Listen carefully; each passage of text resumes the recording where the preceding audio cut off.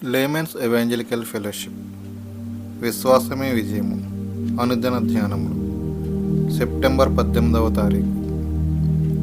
ద్రాక్ష తోటలను చెరుపు గుంటనక్కలు. మన ద్రాక్ష తోటలు పూతపట్టి ఉన్నవి.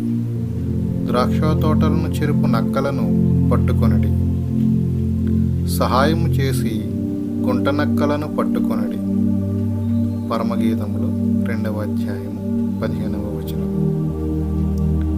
యేసు తాను ప్రేమించిన సంఘముతో మాట్లాడుచున్నాడు. తాను తన సంఘము ఎడల చూపు ప్రేమ, సంఘము తన ఎడల చూపు ప్రేమను గూర్చి ఇక్కడ చెప్పబడి ఉన్నది. ఆయన తన సంఘము మేల్కొనవలనని చెప్పుచున్నాడు. 12వ వచనం. సంఘము ఆయన పిలుపునకు నిజముగా లొంగునప్పుడు అది ఎంతో ఆశ్చర్యకరమైనది. యేసు యొక్క పిలుపు ప్రేమ ద్వారా కలుగుచున్నది.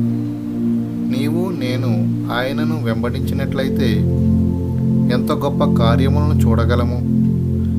దేవుని చిత్తమును వెంబడించే వారి జీవితములో నుండి అల్పమైన కార్యములు రావు. నీ ముఖమును మరుగు చేయుచున్నావా? నీ ముఖమును నాకు కనబరచమని దేవుడు చెప్పుచున్నాడు. ప్రార్థనా స్వరము చాలా ప్రీతికరమైనది. నీ ప్రార్థనా స్వరమును నన్ను విననిమ్ము. ఒక సహవాసములోనున్న ఒక వ్యక్తిలో ప్రార్థన చచ్చిపోయినప్పుడు అతని జీవితంలో చలికాలము ప్రారంభమైనది. చలికాలంలో సమస్తమును చచ్చిపోవును. మన హృదయంలోనికే ఈ నక్కలు వచ్చినవి. అవి యేసుకును నీకును మధ్య వచ్చినవి. నీ గమనమును త్రిప్పివేయి తలంపులు, కోపముతో కూడిన ఉద్రేకములు, ఇతరుల మీద నేరములను మోపు మాటలు, ఇవి నీవు దేవునితో కలిగిన సంబంధమును త్రెంచివేయుచున్నవి. నక్కలు నీ ఆత్మలో పండుకొని ఉన్నవి. నీ హృదయము ఆత్మల విషయము భారము కలిగి ఉన్నప్పుడు నీవు డబ్బును గూర్చి చింతించలేవు. కానీ ఆత్మల విషయమైన ప్రేమ తగ్గిపోయినప్పుడు లోక సంబంధమైన వాటి మీద ప్రేమ హెచ్చును. యేసు కొరకు మండుచున్న హృదయములు కలిగిన వారే మన భారతదేశమును మార్చగలరు.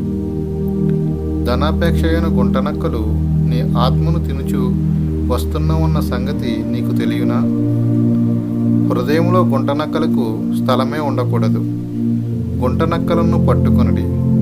అవి మీ హృదయములను పాడు చేయుటకు ప్రయత్నము చేయుచున్నవి. ద్రాక్ష తోటలను కూడా పాడు చేయుటకు ప్రయత్నించుచున్నవి. విశ్రమింపవద్దు. ప్రార్థనలో ఎక్కువగా కనిపెట్టుము. గుంటనక్కలను పట్టుకొనుము. జాషువా డానియల్ గారు.